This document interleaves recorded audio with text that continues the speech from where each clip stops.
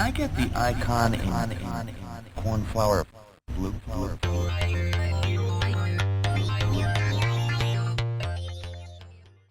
Welcome to episode 41 of Can I Get That Software in Blue? I'm your host, Chad Tyndall. As always, joining me, my co-host, the Archduke of AI, the Baron of Blockchain, the Count of Cloud, the Duke of Data, the Earl of Elastic, Steve Mazak, everybody. Welcome to the show. Thank you, Chad. Good morning. The Baron of Blockchain. That's a good one. Yeah, I wanted at least 5. I was going A through E, and I was trying to go with regal titles, and, I can't say Sultana of Grafana anymore, so, I'll go with this, and I thought it worked out pretty well.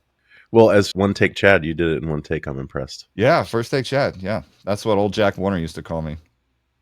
Steve, I made a reference last episode to your upcoming National Lampoon-style European vacation. I'm curious, what do you have planned? So we're going to Barcelona for 4 days, Venice for 4 days, and it's my wife's 50th birthday, and she can't seem to get over the fact that she's turning 50, so hopefully this takes her mind off of that. And, thank you for not saying Barcelona like an asshole. The leader with the lisp is no longer around, so you don't have to say Barcelona. I hate when non-Spanish people do that. I don't know why. It's totally irrational. It's just an emotional response for no reason. It's like Ibiza. I don't understand it. Exactly. Same thing. Yeah. Same thing. All right. And going to do some good eating? You're going to get some jamon? What's up? I'm going to eat jamon. I'm going to bring jamon back. I may even... Like a whole leg?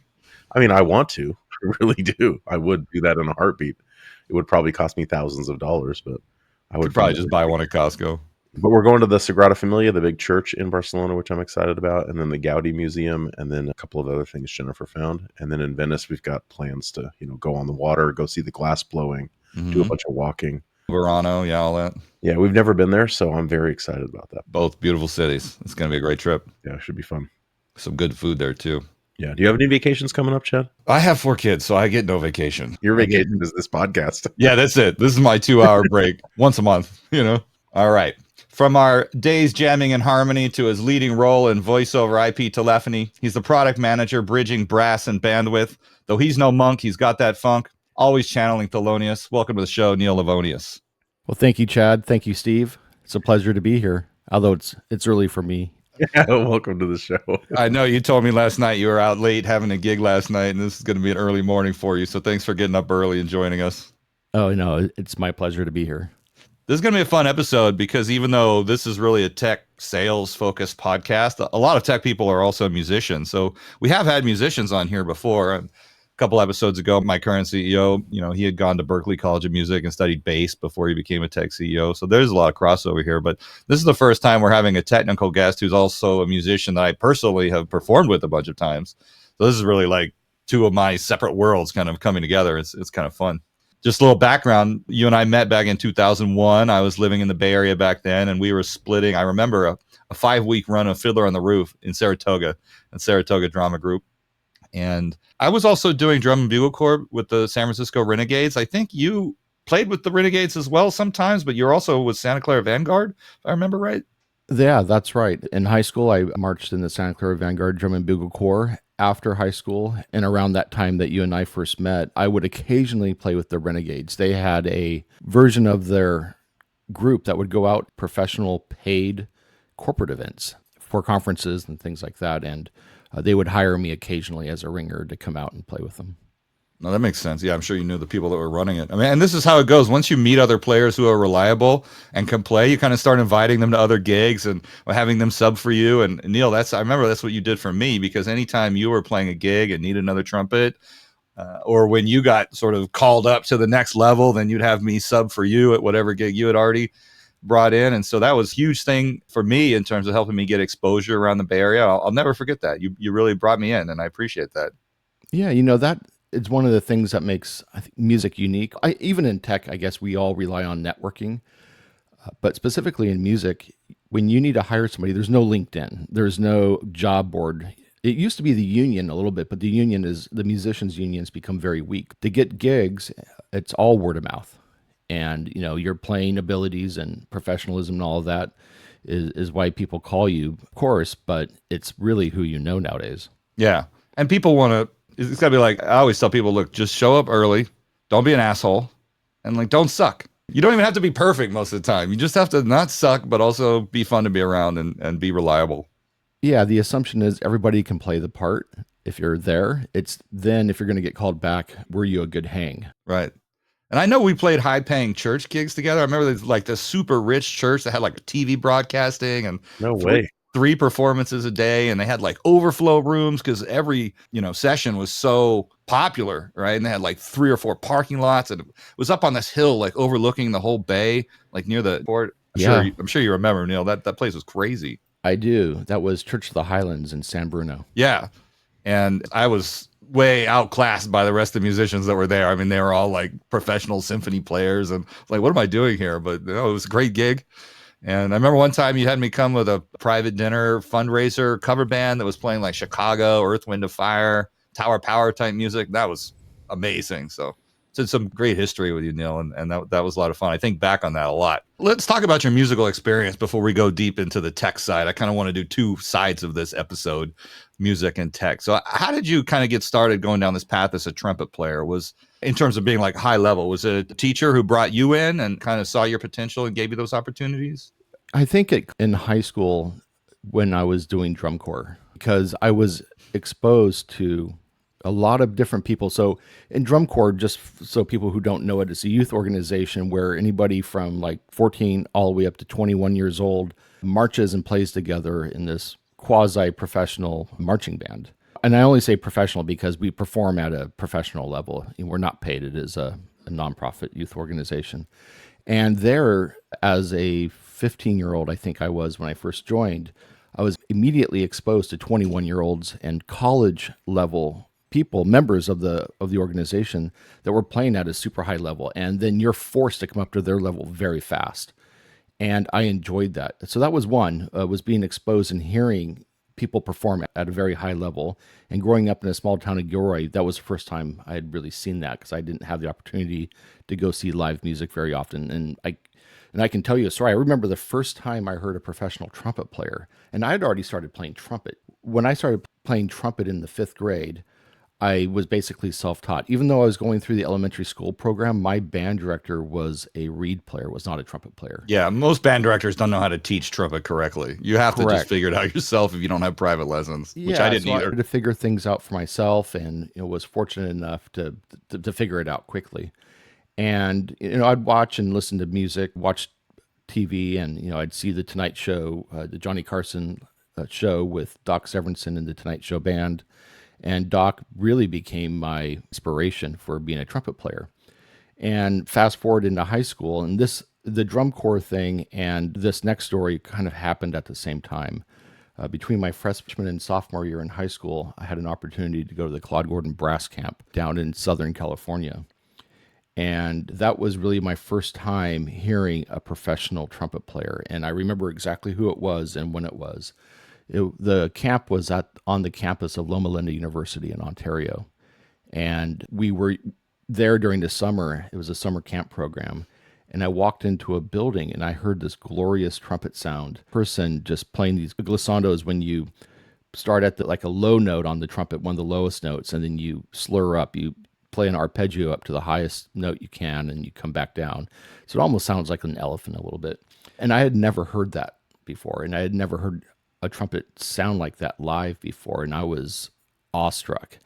And it was a trumpet player named Tim Morrison. And Tim Morrison is one of the most famous classical trumpet players there is. If you've ever watched Star Wars, you've heard of that. He's the trumpet player on the original trilogy. And he was with the Boston Symphony? Yeah, he is John Williams, the composer of the music for Star Wars. He is John Williams' first call trumpet player. And, up until he retired, he was on every John Williams soundtrack, playing the first trumpet, the solo trumpet part. And, for the rest of my time at that camp, and to this day, I practice exactly what I heard that day. Wow. Trying to sound like him. And I don't, but it's got me pretty far. And so after hearing that, after hearing what he did, he was a trumpet player in my favorite movie trilogy of all time. I'm like, I can do this. I want to do this. And so that's where the spark came from. His videos on YouTube are pretty amazing to listen to.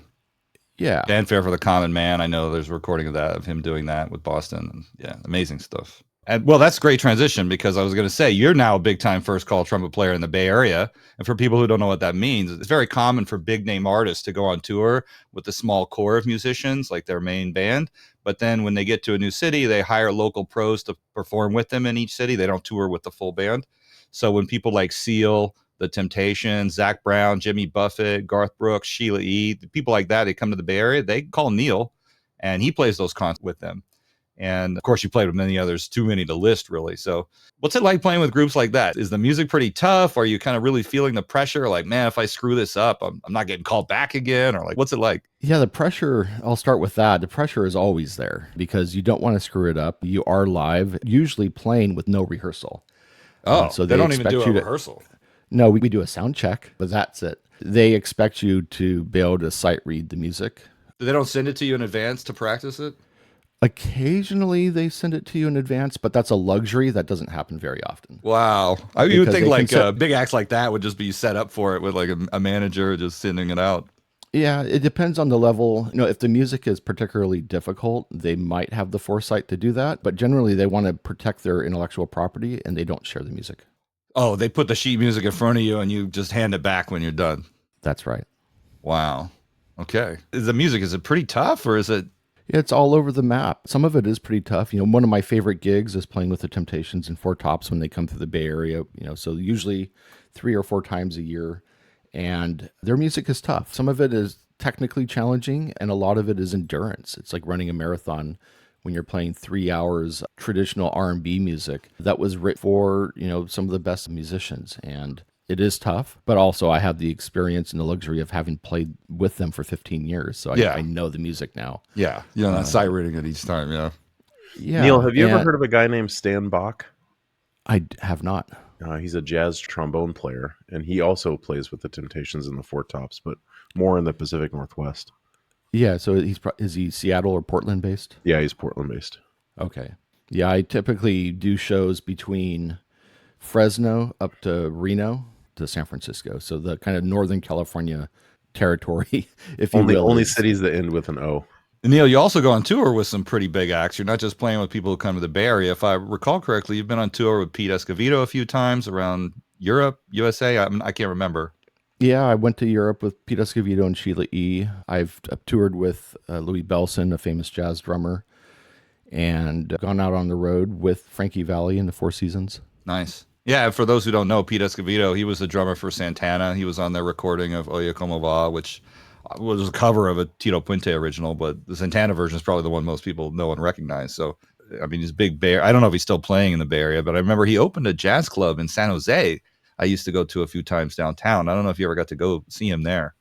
I did. He's opened many jazz clubs. I think he's had 3 or 4 in the Bay Area. They last a couple years, then they close, and he opens up another one. It's tough to be a jazz club owner in the Bay Area for some reason. It just never really, it's hard to make it take off the way they can in New York, it feels like. Yeah, and I still see, we call them Pops. That's what everybody calls them. And we play at the Blue Note in Napa a couple months ago. And then also for people who don't know, Sheila E. is his daughter. Yeah. That's the E. That's what the E stands for, Sheila Escovedo. Yeah, his kids are all musicians. If I remember, he's got another kid that's a drummer for, was he like a TV show? Yes. Yeah. Peter Michael Escovedo used to be the music director for, I forget which. Was it the Wayne Brady? It wasn't like the Tonight Show or something. Oh, I think it was the Wayne Brady show. I had that in my head for some reason. Now, you created and run a group in San Francisco called the Local Edition Jazz Orchestra, which I guess unsurprisingly plays at a venue called Local Edition on Tuesday nights. And when I'm in the Bay Area, I like to drop in and see you guys because every single person in that group is like a high-level professional musician. I'm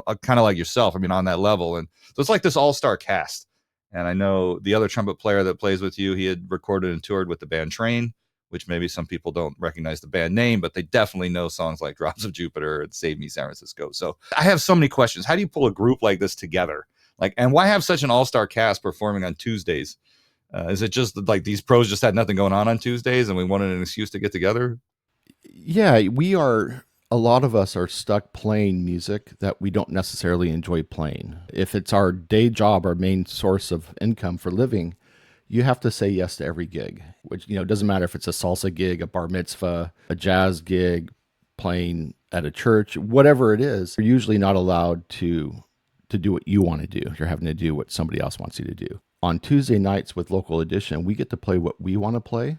The club is very generous in allowing us to do whatever we want. So the musicians bring in their music, their charts. Everybody gets to solo if they want to solo. And we're not stuck playing dance music or church music or whatever it is that we have to do outside of that. And the band started, the reason why I can get these guys and why we have this Tuesday, back in 2012 when Local Edition first opened, they asked Phil Lawrence, who is a local saxophone player, if he wanted to run a band on Monday nights. Well, he already had a band. He asked if his band could play there every Monday, and they said yes. And it started this residency back then. And during the pandemic, Phil moved to Florida. He moved to Tampa Bay and left me the band. Local Edition reopened, and at the end of 2021, I took over on Tuesday nights, running the band, and renamed it from the Phil Lawrence Orchestra to the Local Edition Jazz Orchestra. Why did you name the band after the venue? Was it no concern that what if the venue closes and the band needs a new name? So I did think of all of that, and the venue was supposed to close. And that's why I named it that, because I thought it was a good band name. And even if the venue closed, that band name could live on. So I went and registered all the IP code. I bought localedition.com, localeditionjazz.com, because believe it or not, the club didn't even own their own domain name. So I bought it at auction. I paid more than I should have. I don't think I've made enough money, Local Edition, to recoup my money I spent on the domain name yet. Oh my goodness. What did you pay for the domain name? More than I should have. Was it five figures? Is it more than 5 figures? No, I paid like $5,000 for it. Oh, okay. Still, is that the most expensive domain name you ever bought not for work? Work. Yeah, the most expensive name I've ever bought was for work, and it was $2 million.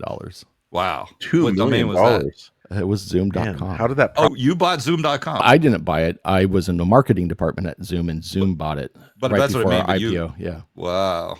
Yeah, because we were Zoom.us. We didn't own Zoom.com. Oh yeah, it is Zoom.us. $2 million for Zoom.com pre-IPO. Holy cow.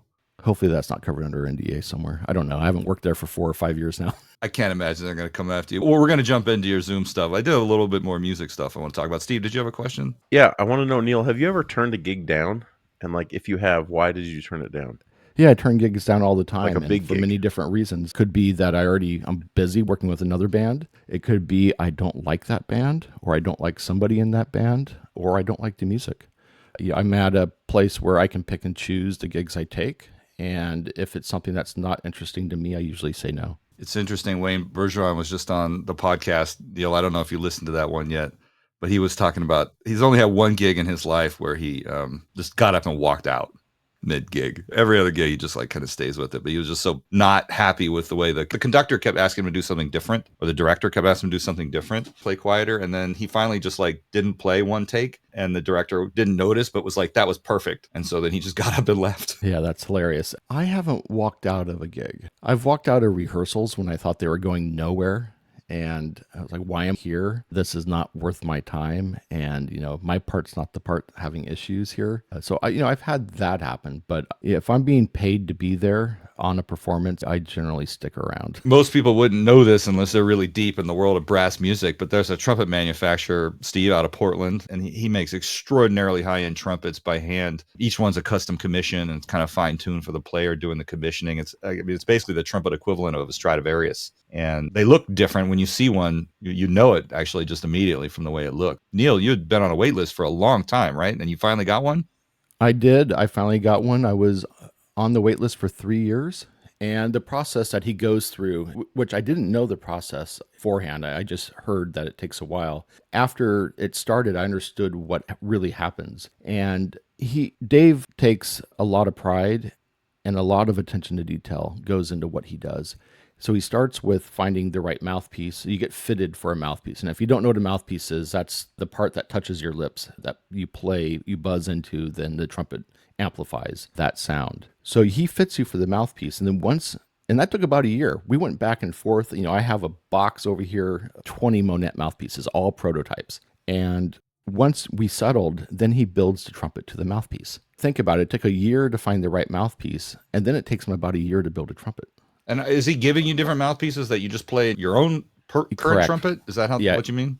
Yeah. So he made all of the prototype mouthpieces were made for a conventional trumpet. So I would play it on my Bach trumpet. And so once we settled, then he started the manufacturing process on the actual trumpet. And my trumpet, unique from Monette, or it's not unique to Monette, but unique in the trumpet world, is my mouthpiece is built into the horn, which is one of the reasons why he waits a year to make sure you're really comfortable with that. Oh, it's not mouthpiece. threaded. Can't come off. Mine is threaded. It can come off, but it's something you don't change because everything is tuned to that mouthpiece. There's a lot of secret sauce into what he does, some of it not so secret, but every component of the trumpet is tuned to a resonant frequency of A440. The mass of the mouthpiece and the mass of the trumpet have to be in balance together so it resonates at the proper harmonic, according to Dave. And it's a very manual. You can't replicate what he does in a manufacturing line. That's why other trumpet manufacturers like Bach and Yamaha don't do what he does, why they can't get close to his quality or his timbre, his sound, etc. Well, Neil, when you go to his website, you're the first picture on the website. I noticed that. Yeah, I'm very Those lucky. trumpets are amazing looking. Like they're all unique. Do you have yours? Can we see yours? Do you have it nearby? Nearby. He's got it in a glass case. It's not in this room. It's in the other room I practice, and it stays in my living room. That's amazing. Yeah, they're very cool looking. Well, okay, once they get the mouthpiece, then what happens? Then he begins construction on the rest of the horn. Now, during the time where you're trying to figure out which is the right mouthpiece, I'm making trips up to Portland. I think I made 3 or 4 trips up to Portland to play test other trumpets. And what he would do is, because he doesn't keep a lot of trumpets in the shop because they're all bespoke for somebody, so when he makes a trumpet, it usually gets sent out. So he doesn't have an inventory that he can just go play. Anytime he made a trumpet for somebody who was in line ahead of me that he thought might be a good fit, he'd fly me, and then I would play the trumpet that was intended for somebody else to see how I felt about it. And then he would listen to me. He would ask for my feedback I felt while playing it. And then he would take notes. And then when he goes to build my horn, he takes all of those experiences and what I said and felt about the other trumpets that I played and tries to find the Goldilocks happy version between all of those that's right for me. When you went up and played those trumpets, like, were you listening for, trying to feel as you were playing it? Was it like the timbre, the way the air goes through it, like the action of the... It's all of it. Yeah. For me, being a lead trumpet player, so I play high notes, is to make sure that high notes are accessible, that it's not making it harder than my existing trumpet, my old trumpet, that hopefully it's easier, that plays in tune, that the timbre is there, that it's not too dark because I need it to crew a band, but also not too bright where it just sounds like you're tearing metal. And it's a very unique sound. Everybody sounds different. And, even if I were to give my trumpet to Wayne, would sound like Wayne on my trumpet still, just like how I would sound like myself probably on Wayne's trumpet. I played trumpet in high school, but I don't remember like how the other players sounded different than me, other than the notes they could hit and like the power of the notes. Oh yeah, everybody has their own sound for sure. Yeah, and a little secret about my mouthpiece that I play on my Monette trumpet, it started out as a copy of Wayne's mouthpiece because I didn't like any of Dave's off-the-shelf mouthpieces that he makes as a standard production size. I gave him my mouthpiece. I was playing on Wayne Bergeron's mouthpiece before the Monette, and I said, can you just copy this? So he did, and he made a few tweaks to add the Monette spin to it, and I took one of them and sent it to Wayne as well. I'm like, hey, Wayne, Dave, here's a Monette version of your signature mouthpiece. Well, people who don't know who Wayne Bergeron is, this is a good transition to the next thing because everyone's heard him. He's the top call trumpet. He's the number 1 trumpet player in LA. He's kind of like how you mentioned Tim Morrison had done all of John Williams stuff. Wayne's the new guy for anything movie soundtrack related. If you've seen Incredibles, he did the Incredibles theme, Family Guy, the theme, all that kind of stuff. I mean, he plays in the Academy Award band and just anything that's like at that level, that's what he's going to do. And now you had recently, did you produce an album with the LMR Jazz Orchestra? Were you the producer? I was the producer. I was both. Well, no, I'm sorry. I take that back. We did an album a couple years ago called A Golden Jubilee, which is a jazz mass. And for those of you who don't know, one of the traditions in jazz music is on Sundays, they would go to church in the South and jazz musicians would improvise music during a church service. And the executive producer whose brainchild this project was found out that there had only been one big band jazz orchestra jazz mass recorded, and it was done by Duke Ellington back in the 50s or 60s. I forget what decade it was recorded, called the Sacred Music Concert. And it wasn't really a mass because it didn't follow the traditional a liturgy of the Catholic Church, which there are 5 things. There's like Kyria, Gloria. I'm forgetting all 5 of them right now. There's like an offertory probably. Yeah, offertory, Ave Maria, I forget. Anyways, there's 5. And the Ellington Sacred Concert didn't follow the traditional Mass liturgy. So Ted Hall, who was the executive producer, thought it would be a good idea to actually write a jazz Mass, have all of the lyrics follow the liturgy of Mass exactly, and have it sung in Latin, and let's hire the 2 best jazz vocalists around to sing it. I was the music director of the Longmeadow Ranch Jazz Orchestra. I have been for over 10 years now. Oh, that's what LMR stands for. I was going to ask you what that was. Okay. Yeah, LMR stands for Longmeadow Ranch. It's a winery in Napa Valley in St. Helena that Ted Hall owns. And so he's the patron of the band. And he's also a fine trombone player himself. Once or twice a year, we put on concerts up at his winery, at his restaurant called Farmstead in St. Helena. So that's where the band started. And when we decided to record the jazz Mass, he asked me to produce it because I was hiring the band, I was contracting the band, had a lot of connections to guys like Wayne Bergeron and others. We decided to have Elling be the lead singer. Kurt Elling is arguably the top male jazz vocalist in the world today. 2-time Grammy Award winner out of Chicago. Yeah, out of Chicago, and just wonderful singer.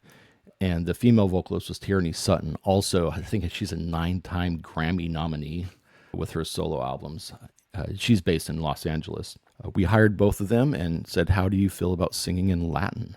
And they said, some Latin, some English, I guess.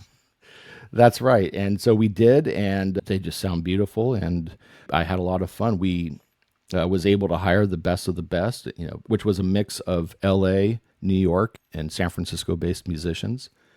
We went to Skywalker Ranch in Rancho Nicasio, just north of San Francisco. For you, those of you who don't know, that's George Lucas's compound. That's where Lucasfilm was headquartered before they moved to the Presidio in San Francisco. They still host one of the top 3 music studios in the world, which is Skywalker was designed to be a modern Abbey Road, and it's stunning inside. And it's really neat when you get to go in and record with the best of the best in the production chains. With everything from microphones to cables to the production board to the recording system to the room you're recording in, the soundstage at Skywalker. It's awesome. How long were you recording? Well, how long did this recording process take at Skywalker? The primary recording took 2 days. We got 75% of it done on day 1 and then another couple songs on the second day. That was just for the instrumentals. Then we went to a church in San Francisco called St. Dominic's, where we recorded a church choir in the church, along with the church organ. And that took another 2 days, 1 day for the organ, 1 day for the choir. And then we spent 2 days at Capitol Records in Hollywood, where we did 1 day with Kurt Elling, 1 day with Tierney Sutton. And then they sang a duet together on 1 day. So what is that? That's about 7 days of production, of recording. Now, is that normal to record in so many different venues and blend it all together? You would think the sound and everything would be just different from each track or something. It can be. The original plan was to record the choir at Skywalker as well on the same soundstage. This was coming out of COVID, and Disney, who owns Skywalker Ranch, had a very strict COVID test policy that you had to have a PCR test within 24 hours of the session.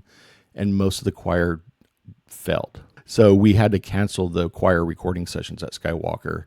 And meaning they were COVID positive? They were COVID positive, or they didn't get their test results back in time. Oh, wow. Okay. And by the way, that happened on the band recording session too. A good story is when people started getting their PCR tests back, people who didn't even know they were sick had tested positive. Like, I don't know if they were false positives or what, but... Or they're just asymptomatic. Yeah, so as a producer contractor, I had hours to find a replacement. Somebody who could go get a rapid PCR test and show up to Skywalker. I'm making calls at 7 a.m. Can you be Skywalker by 9 a.m. with a negative COVID test? Wow. And I went through a lot. Yeah, we had 5 or 6 people test positive. So 5 or 6 out of a band of 16, right? So we're talking about a third of the band having to be replaced on the day of the recording session. So 2 of the trumpet players who tested positive, and I got their replacements. And one of them, who I had called, didn't get his test results back in time. And he called another trumpet player And they met outside the gate of Skywalker, and he got in my friend's trunk, and they snuck him in through the gate because he didn't have a negative test result. And they didn't tell me about this until after the recording session. They wanted to give me plausible deniability. They're like, hopefully they don't count the number of musicians on the sound stage and find out that they're missing one test. And they didn't, everything was fine.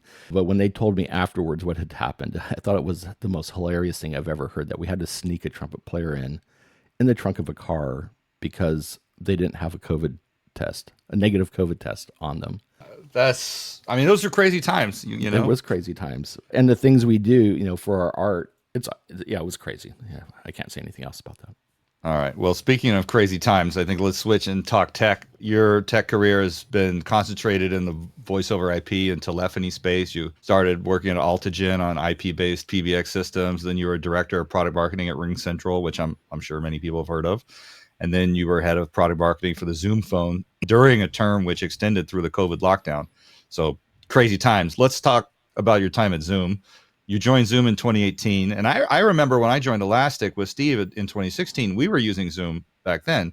And I had never heard of it until I joined Elastic. And the first time I used it, it was an amazing product. It was just way better than WebEx or like any of the other such tools that I'd used in the space at the time. And I couldn't even really say what was so much better about it, except for the fact that everything just worked. It worked regardless of what operating system platform, what mobile device you were joining from. It just worked. And probably in 2018, when you joined, most people in tech still hadn't even heard of it yet. It was pretty small. When you joined, did you have a feeling you were joining something that was going to hit big? Like, did everyone kind of feel that they were working on something special? Yeah, absolutely. I had the luxury of knowing Zoom pretty intimately while I was at RingCentral. RingCentral was private labeling Zoom. That was our meetings platform there. So I knew it really well. And when I had the opportunity to go work there, it was a no-brainer. It was an immediate yes. First of all, what drew me in was the video first story that they had. The way people don't talk on the phone very often anymore. Nowadays, we're text messaging. And then when we want to meet, we FaceTime or we Zoom, etc. And I really believe that was the way of the future. And having spent most of my career on the communication side, in the voice telephony side, it was the right evolutionary step in my career to take. And Zoom, it was obvious it was going to be a success because they took all the complexity out of it. If you remember GoToMeeting or WebEx or whatever name Microsoft is calling their business communications platform now, Skype for Business, Link, OCS, etc., Teams, it's like, come on, guys. They change names just as often as they change underwear, it feels like sometimes at Microsoft. So Zoom had a different approach. They wanted to simplify it, still make it powerful, still make it very high quality, but make it easy to use with common sense features and common sense ways of doing things. And Eric Yuan nailed it. And some backstory on Eric, how Zoom was founded. And for those who don't know, Eric Yuan, the founder, CEO of Zoom, he was one of the founding engineers at WebEx and was at WebEx before the Cisco acquisition. After Cisco acquired WebEx, Eric had proposed to refactor WebEx to be like Zoom, basically. And WebEx, Cisco didn't want to make the investment to refactor the WebEx platform. And that's when he left and started Zoom. Well, refactor it in what way? What was broken about the old way, or what was the special sauce that Zoom did that he wanted to do there? I think it's the way they do video mixing on the server side and at a high level of quality, and some of the secret sauce they have in how they manage packet loss and jitter and other things to make sure the video stream is always clear and consistent and optimized for essentially any available bandwidth that you might have. Is superior to anybody else. It's been a while since I've been in that business, but at the time, nobody could touch the audio or video quality that Zoom had. Is he a charismatic leader, or did he have a good way of like rallying the troops around him? I wouldn't say charismatic. He is an engineer, so he's got your typical engineering personality, and English is a second language. It could be hard to understand him sometimes, but his vision and his unique way of looking at the way products should be designed and implemented is where he builds his following and trust, because he's been right. And he's sharp enough technically that he got the respect of the other technical people in the company. Yeah, I don't know if he does this now, but during the pandemic, when we were going through the insane growth, we were doing a lot of catch up on a lot of security features because of the Zoom bombing and everything else that was going on. And Eric rolled up his sleeves and started coding right next to all the other guys in the office, and was basically sleeping in the office to make sure it got done. And he wasn't afraid to get his hands dirty still, which was a show of real leadership. Now, when the lockdown started, I mean, I know we all remember that week, that month. It seemed like the world switched to Zoom all at once, almost as if there wasn't anything else to use. And is that just because all the other platforms that existed at the time for group meetings, I mean, even like Google Meet, I mean, you mentioned Microsoft Teams, couldn't handle the immediate massive spike, but Zoom could. So we just kind of ended up there because nothing else worked properly, or what? I think because Zoom had a freemium model, it was free and it was high quality, is reason why we took off. And people knew it from work. We did have customers. And so the virality from that organic growth came from that, I believe. It's shocking that Skype didn't do that Skype didn't take over. You would have thought that since they were already out there and had been in market for 20 years, that they should have been the go-to platform for everybody, and it wasn't. And I think it's because they hadn't innovated in 10 years, and Zoom was new. And Skype was always really hard to use. I mean, I remember, trying to have my mom use Skype to like talk with our kids when they were babies, when they were little and cross country, and she just could never quite get it to work correctly. It was always a hassle. Yeah, and by the way, Microsoft announced its end of life last week. So if you're a Skype user, they announced it's going to be end of life. The platform is going to be turned off in May of this year, so 2 months from now. Interesting. Now, I like Skype because I was one of the early users of Skype's like telephone system where you could get a business number, and you could get a business number in any country that would just ring on your computer. So any country where you had, you wanted people to be able to make a local telephone call for them, but it would ring you wherever you are. They had that ability, and they just really dropped the ball, I feel like. I mean, they were perfectly positioned to do what Zoom did, and they didn't do it. Now you launched the Zoom phone. That's kind of what you were Correct. working on there. That's right. The equivalent of the Skype phone number thing, right? Yeah, I was the first go-to-market hire for Zoom Phone. I came in August of 2018. We launched Zoom Phone in January of 2019. So I built out the pricing, messaging, positioning. There wasn't a product team yet, so I was working directly with the engineers to make sure they had a minimum viable feature set that would hit the market needs at the time. And then we launched it, and they built out the product team as well. And we grew to over 1 million users in our first 18 months, I think. Yeah. I mean, look, this is a product I use today at one of my businesses. It's great. I mean, we don't even have a physical phone in the business. We just have a Zoom phone number, and it rings our Zoom app on our laptop or on our mobile phone, wherever we are in the world. And people can leave a voicemail. We can call them back. It just works great. It's a great product. I mean, I have complaints about it, but you don't work there anymore, so I won't go into that. Yeah. And, and I think the communications industry is going to continue to evolve with everybody having cell phones now, which has been the case for the past 10 years. Businesses have realized I don't need to buy a second phone system because everybody already has a phone. But for people that are in customer facing positions like customer support, sales, etc., they do want to give them a business number to make it easier for their customers. And so the company also has a command and control and can track and report on the productivity of their employees that are in those customer-facing positions. So I think it'll be around for a while for that. But, we don't pick up the phone to call anybody anymore. And then if we're going to schedule a meeting, you're going to meet with Zoom or some other video platform. Why do you think I was an early user of Google Voice. Why do you think that never really succeeded and took off? Because I loved it. Because Google never finishes the job. They have a lot of great ideas that come out of their R&D and skunkworks labs. They get launched. They are usually either revolutionary or at least evolutionary in what they can do. And then they seem to abandon the product. They stop innovating. Like they'll launch Google Voice, great feature set. It's new, it's cool. And then they never do anything again with it. Well, even they bought a company called RingCentral. That was the basis of Google Voice, right? So they didn't even build it, but why buy this company and then just drop it, Then and they do that with a lot of things. Like when was the last time any of the Office products, docs, sheets, slides has had any type of innovation? Or Gmail looks the same as it did 20 years ago. Yeah, and we're going to talk about email. I know Steve has a lot of ideas on email, and you're working at a new company now. One more thing on Zoom. I remember when the lockdown started, you started a Facebook group for musicians that were using Zoom to do their job. This would be like high school band directors who now suddenly all had to teach music classes remotely, or music teachers who were teaching private lessons remotely over Zoom and anything like that. Was that just your idea, or did Zoom sort of encourage employees to go start communities to kind of help this thing spread? No, it was my idea.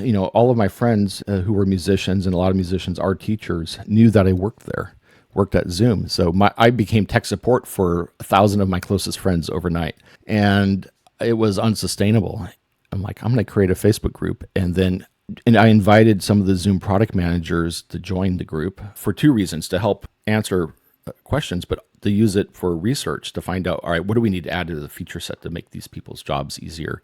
One of the features that is in Zoom today is called like musicians mode, or original audio is what it used to be called. And that's when we take out all of the audio processing, echo cancellation, the EQ to optimize for voice, etc., that was hindering live music or instrumental playback through it. And a lot of those features came from that Facebook group. That makes a lot of sense.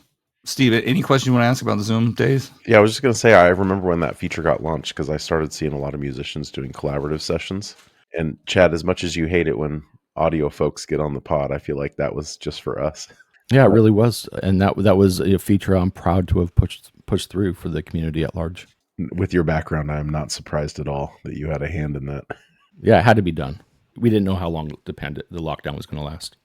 Neil, I'm curious, like, what was it like to scale Zoom up during the pandemic? Because I know that when that happened, it was like all hands on deck, kind of massive scale mode. Is that what it felt like inside the company? Is like, just make this thing stay online and get it scaled up as fast as possible? Exactly right. All of the attention went to making sure that the server farms weren't burning down. A majority of Zoom is on their own iron. They do use some cloud services, some AWS, some Azure, for some front-end load balancing, but a majority of the processing happens on their proprietary iron and data centers across the world. So it was, let's keep them from melting down, keep them online was the big thing. Scaling customer service to make sure that we could handle the influx, the rapid growth. We went from 250 million in revenue, ARR, to over $1 billion within, 12 months, 18 months. So just incredible scale. The marketing department, when I was there, was only 30 people. So we didn't scale that much, but we were all working 80-hour weeks easily. You mentioned that you guys spent $2 million to buy Zoom.com while you were there. How did those conversations happen internally? Like, anybody like, why do we need this? Why do we need $2 million for this? Well, having .us as a domain was weird. People don't remember that. So from a branding perspective, marketing basically made the decision that we must own Zoom.com. And so it took a while to convince Eric that we needed to do it. And I think there was probably some outside pressure from the board or some of the investors at the time, because we did this to coincide with the IPO, and we made it happen. Well, it feels like a lot of tech companies are using .io domains now. Yeah, .io, .ai. Yeah, well, if you're an AI company, that I get, but even just just regular tech companies, like, does .com not matter as much anymore? I think it doesn't matter as much as it did 5 years ago. People are used to all the different domain extensions now, and 5 to 6 years ago when we buy it, probably early 2019, I think is when we bought it. Yeah, most people were still used to just .com. Now you're the VP of marketing at Illumy, leading their GTM motion. All I could find online is that Illumy did a $2.2 million angel round back in 2021. Are you guys still running off that? Or I figured there would have been a seed or an A round already. We've had a couple raises. We've probably around 3 million now in total raise. We're very much a bootstrap organization, kind of running it as a garage band startup. The primary folks, including myself, we're not salaried. So I'm options only. I'm equity only right now for compensation. So we keep it lean that way. Our engineers are paid monthly stipends, so that you think of them as, they're all part-time. Most of the company is part-time right now as we continue to build everything out. With that being said, now that the product is in market, we are ramping users and we're starting to spend some money on marketing to increase our growth. And once we hit some of our internal metrics, we're going to go out and raise a seed round and then convert everybody to FTE, full-time employees. Tell us about Illumy. What's the product? So Illumy is a communications platform. Shockingly, I know from my background. And what we're doing is we're focusing on modernizing your messaging and email experience. And the reason why I say email is, there are a ton of messengers out there. There's Telegram and WhatsApp and Facebook Messenger and iMessage, etc., right? So Signal, all of these programs are great. They do the job, but nobody's really tried to make email better. So Gmail hasn't changed in 20 years. Outlook, they put a new skin on the Outlook client, the web Outlook every now and then, but it's still basically the same feature where you have this inbox, which is date sorted, first in, last out, first in, first out, which makes going back and forth between a threaded messaging conversation and your favorite chat application than going to email and having to change your way of thinking about how I'm going to find it and respond to a message is why do they have to be different? So our approach is to bring email into the threaded messaging world. If somebody emails you like Neil@Illumy.com, come into my inbox, and instead of it being a traditional email inbox, I have my list of contacts, and the email will be sorted based on contact.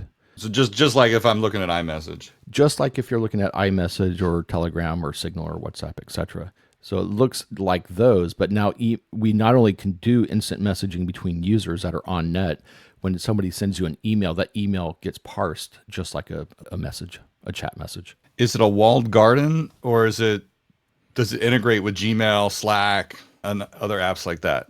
Yeah, today it's a walled garden. So when you sign up for a new account, it's a free account. You can create your own user name, and which becomes your email address, like Neil@Illumy.com or Chad@Illumy.com.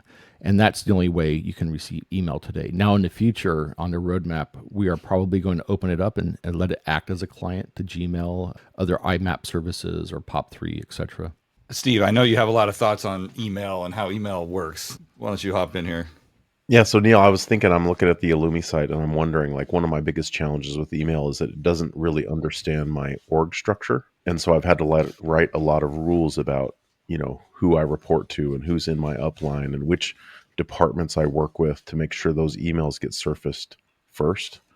Is there capabilities that you guys have or that you're adding where it understands, like, hey, show me all my emails from my upline, or show me the emails from everyone on the product team that I work with the most, or marketing that I work with the most? Is that something you can do in Illumy?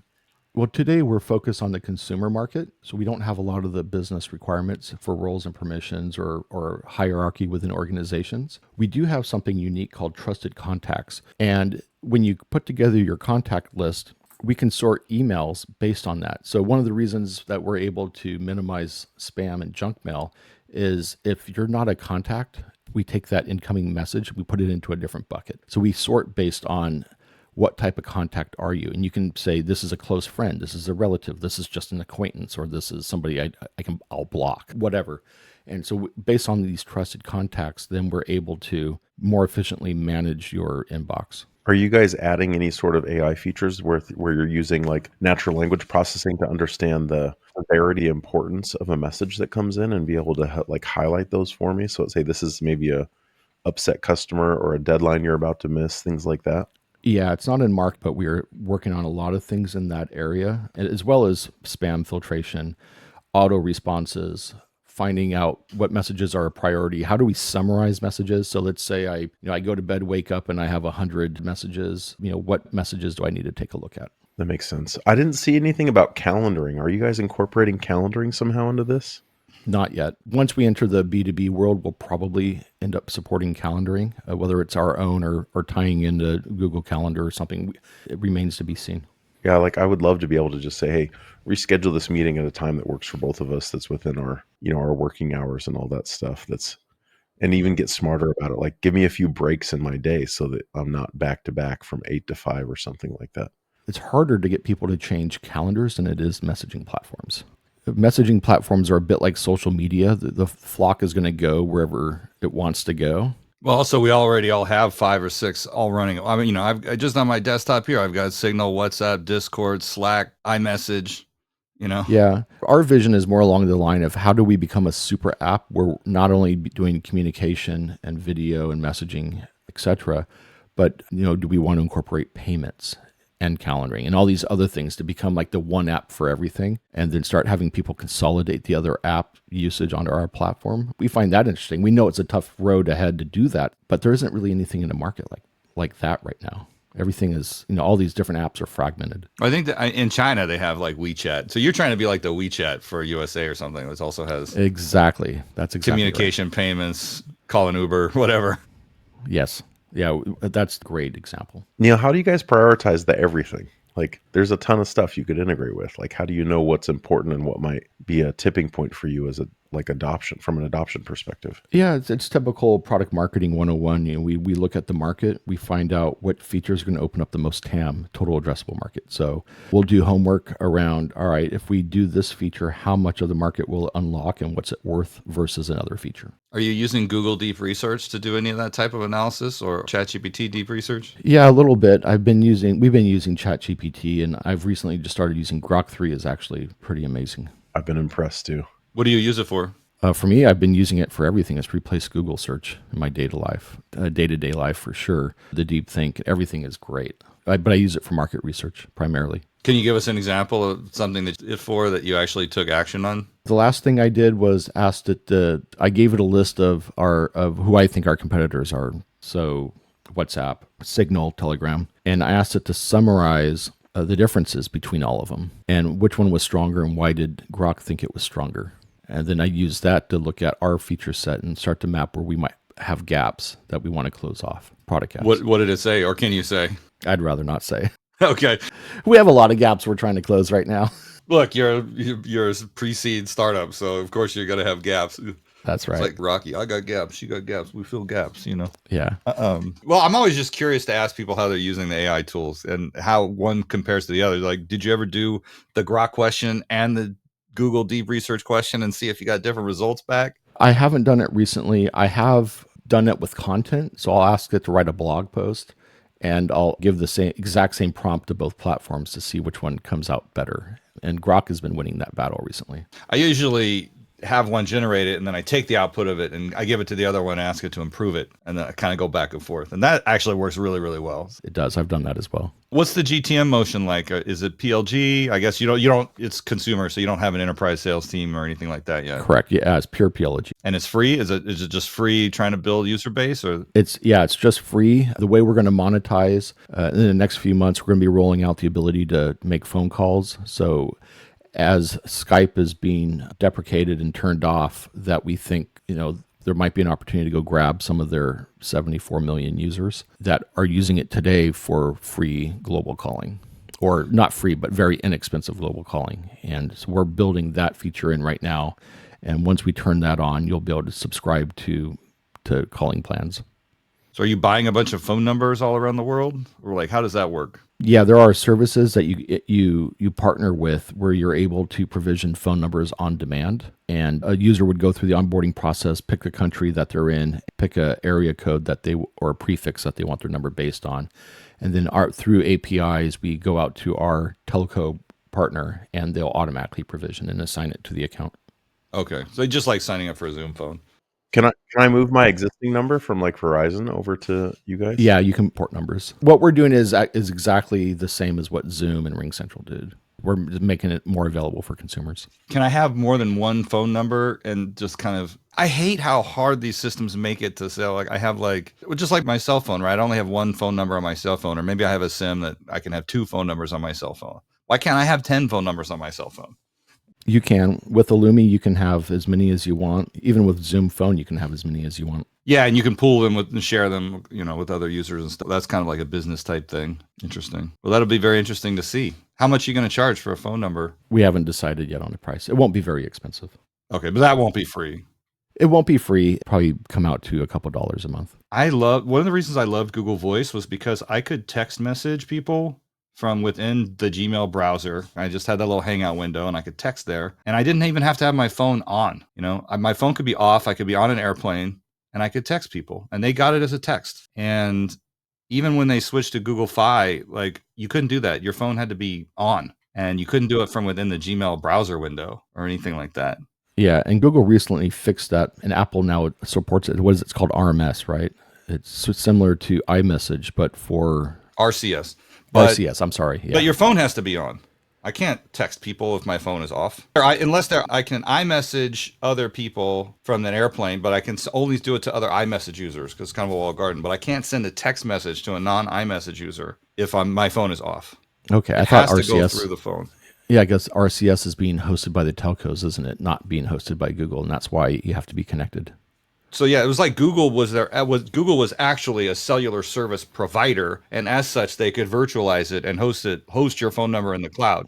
Whereas I'm still on Verizon, and Apple just sends through Verizon. They're not the cell phone provider, so my phone has to be on to use it, which is really annoying. I'm like, why didn't people just do what Google did? I'm wondering if RCS will evolve to the point where it will allow that to happen for non-iMessage users. Yeah, well, I know Apple isn't, big on making it easy to talk to non-iMessage users for sure. Nor should they. Well, antitrust regulators have a different thing on that one. Neil, what are you guys doing with your new app for musicians? Are you going to have some professional audio settings and things like that? Not yet. The primary focus is on using our group messaging capabilities, sort of like in a Discord way, to facilitate communication. So if I have a band, I can create a group for my band and we can all communicate, share files, etc. within the app. So that's the focus now. When we roll out the video and the calling part, then we got to get table stakes done first for majority of the market. Musicians are a very small part of that market, so we may eventually get there. Yeah. Have you found a niche yet with like a cohort of users that's starting to surface and say, oh, look, this type of person or this type of group is starting to adopt us more and more? Yeah, it's like small Discord groups. was big in the gaming world. That's how they got popular. Yeah, where we're focusing is like on PTAs, soccer moms, karate studios, things like that, where they are small retail or community-based organizations that want a platform where their members can interact in a safe and secure way.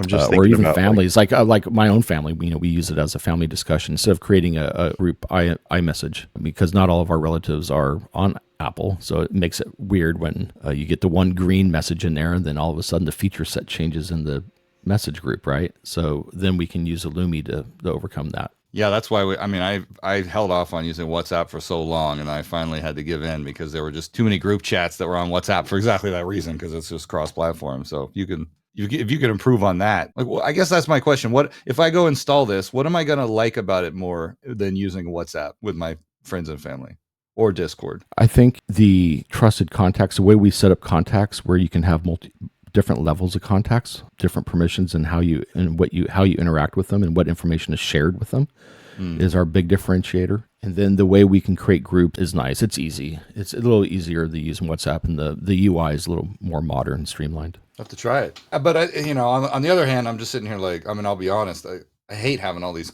Like, I got message alerts coming from 8 different messaging apps all the time, and I'm switching back and forth. I have 3 screens on my desk. I have an entire 21-inch monitor that's just nothing but communication products. Right. All of them over there. I finally got, we got rid of like ICQ, right? And AOL Instant Messenger. That's 2 I don't have anymore. But you're showing your age, Chad, with ICQ. I still remember my ICQ was 2855840. I don't know why I have that committed to my memory that I haven't used in 25 years, but it's there. Wow, I don't remember my number. 7 digits. Can't remember what I had for lunch yesterday, but I'll remember that shit, Yeah. I generally tried to not use Telegram or WhatsApp.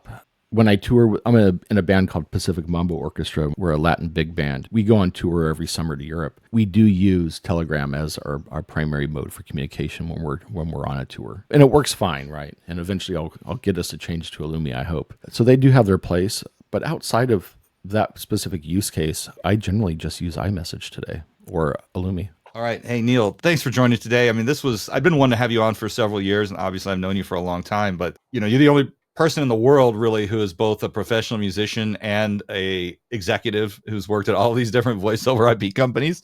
So you have a super unique just take on what's going on in the world. Like, no one else can talk at your level at both of those things. So I think this was a really fun conversation. Thanks for coming today. Yeah, it was fun. Thank you for hosting, Chad and Steve. We'll put in the show notes links to all of your recordings, your jazz mass. I was listening to it again last night. It's not like anything I've ever listened to, because I've never heard jazz singers sing Latin, but it also wasn't weird. So I really quite enjoyed it. It's very different. Yeah, and then also, there's a new Pacific, not new, it's a couple years old now, Pacific Mambo Orchestra album. The 3-side is nice, and there's a new album I just recorded with D.K. Harrell, who's a great blues artist that we went to #1 on Apple Music. Wow. Last year when it came out, and his new album is coming out this June on Alligator Records, which I'll be on as well. So there's a lot of good music out there. All right. Well, if you're ever in San Francisco on a Tuesday night, go to Local Edition. Go see Niel. I think there's only 3 trumpet players in the group. So go find him. Tell him you saw him on this podcast, and tell him you love his music. Yeah, anytime. And it's free, no cover. No cover. All right. Thank you, everybody, for listening. Share this out on LinkedIn and wherever else you get your news. And please help us get the word out. And go see Niel play. He's a great musician. Thank you. Thanks, everyone. Thanks, Neil.